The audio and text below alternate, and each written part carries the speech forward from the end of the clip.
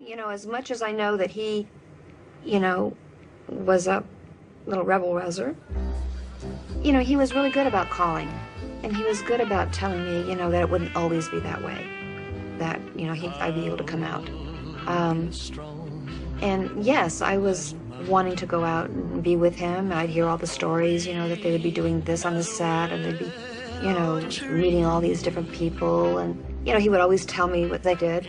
So I did feel a little left behind. But again, that was the way it had to be. But he always promised me that it wouldn't always be that way. So I was home with Grandma. And Patsy, his cousin, which made it worthwhile. As a matter of fact, that was the beginning of a long relationship. We're still very close. Uncle Vernon gave Priscilla a $35 allowance when she first came here, because I guess the way of his thinking was, well, she's living here and being taken care of and having all of her needs met, so he gave her $35. But then he didn't think about, when Elvis left to go away, Priscilla and I would like to go shopping or go out and, you know, do some things, and it kind of was a stretch for every month. Occasionally she'd borrow a little money from me because I was working at the time. It was a growing experience for me, and getting out and feeling pretty free. And then when I would go back with Elvis, I would have to go back into that same mode of how he wanted me, you know, to be. You got me doing what you want me, oh baby, money you want me. Do you have any preference in types of women or kinds of women? What kind of a one would you pick for yourself? That's a pretty hard question. Well, Elvis had very fixed ideas on how and what he wanted from a woman. I mean, he was very old-fashioned that way. He wanted a woman to be a woman. He wanted a woman to be very feminine. I was basically what he wanted, and that was to support him, which I did, but only, you know, come up with ideas and suggestions and have my opinions when they're asked. He did not like anyone making suggestions unless he asked for it. He was very conservative about his relationships. Obviously, Priscilla was quite beautiful, very shy, very quiet, which really appealed to Elvis's personality. You know, he wanted his ladies to be stunning and quiet. And again, being from the South, too, because in the South, you know, women stayed home and took care of the family and did what she was supposed to do. And there's a Southern gentleman who takes care of the woman, and that's it. And Elvis was very much that Southern gentleman. I mean, he believed in that. He believed in that very much. A woman had her place. It was beside her man, supporting him and doing things for him and agreeing with him. Well, I said I got a woman way across town. She's good to me. Oh, yeah. Well, I said I got a woman way across town. She's good to me. Oh, yeah. She's my baby. Don't you understand? I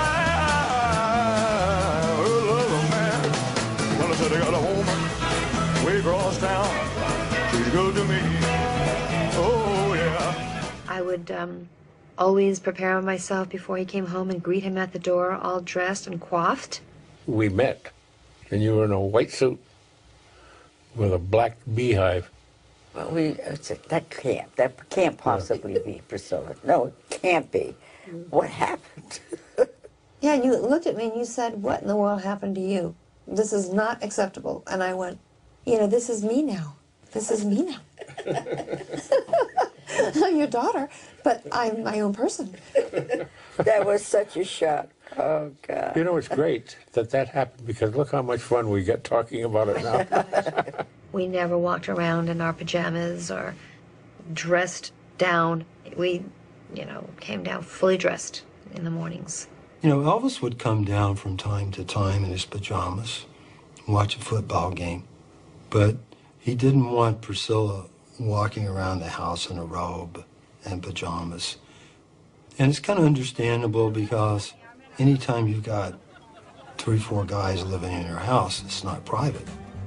No, that was a given. That's what you get for loving me.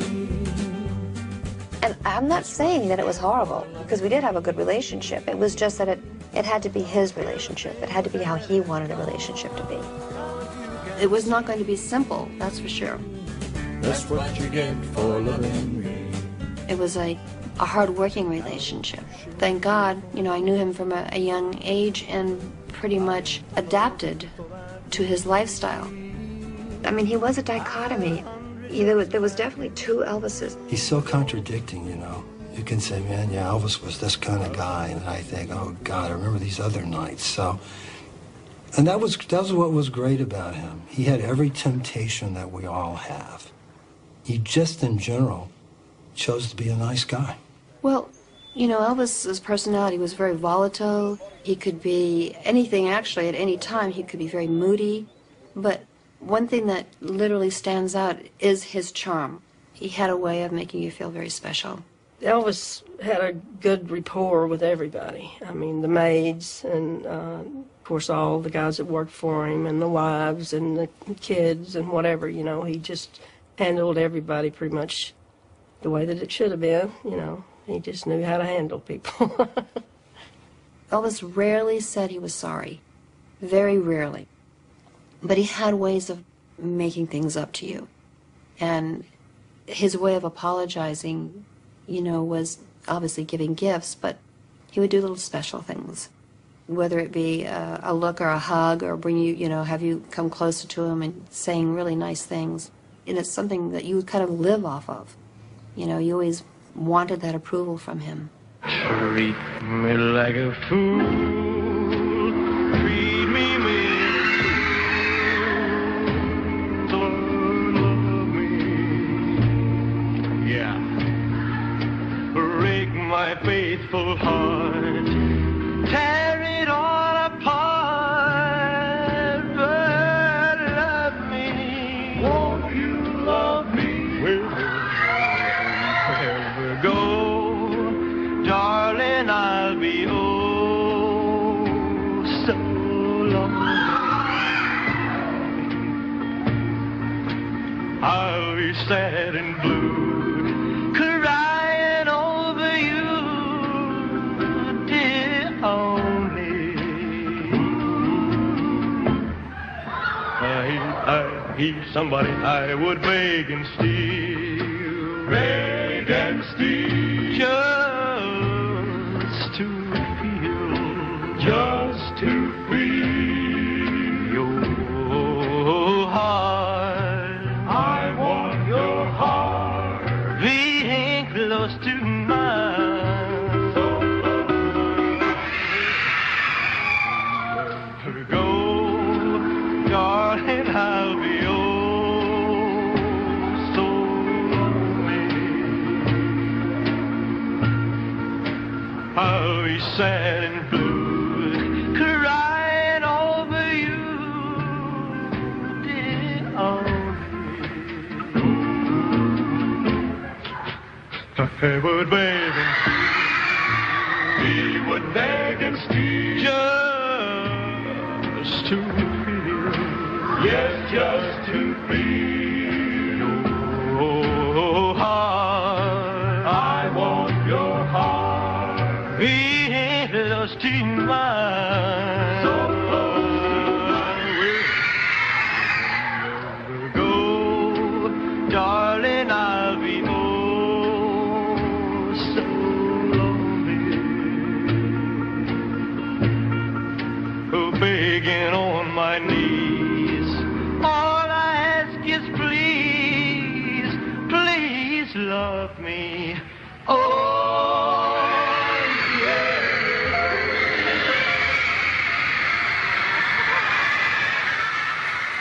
He also gave of his time. If there was something troubling you, you didn't want to bother Elvis because he had all these other things. He would come into your room at night and say, "You want to talk about it?" He was that kind of friend. Elvis had a close-knit group of people most of the time with him. A lot of people I went to school with, and a lot of my kinfolks that I have for a long time. It wasn't just, you know, I was with Elvis only. You had to be accepted, and you had to accept the fact that, you know, that was Elvis's entourage. Always has been. He, you know, had his own built-in family. Well, that's where the Memphis Mafia came from, didn't it?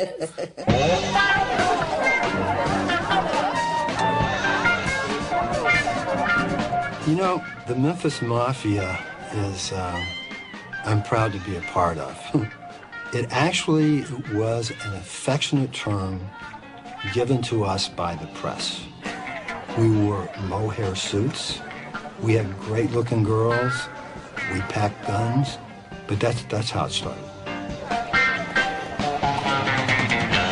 My husband, Gigi, and I started traveling with Elvis and Priscilla. Elvis really liked Gigi.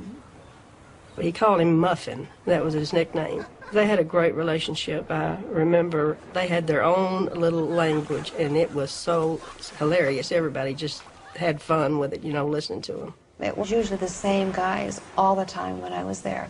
There wasn't a lot of newcomers. We pretty much, you know, stayed within the group. We lived in our own little vacuum. We had everything we wanted. And it was truly a family. We went everywhere together. We traveled, we played together, we, you know, ate together, we housed together. The guys, to a large extent, were a lot of fun, too. They were always very kind to us. Don't know what they said after we left, but... He and I grew up in the same neighborhood in Memphis, Tennessee. I was a grade school kid, and there were 5 older guys trying to get a 6th person to play touch football. This is how unpopular Elvis Presley was in 1954. But that was the start of Elvis and I becoming friends 50 years ago. To my surprise, Elvis, he didn't ask, he just said, you know, Jerry, you'll be staying in the room downstairs. And I thought, gosh, but man, did I love living there. I never felt safe as a kid. First time in my life, I felt nothing in the world could happen to me. Oh, baby, baby, baby, baby, baby, baby, baby, baby, baby, baby, baby, baby, come back, baby. I want to play house with you. Our lifestyle was really very different and very unique. You know, most people have to go out to a dinner to see their friends or go to a club or something.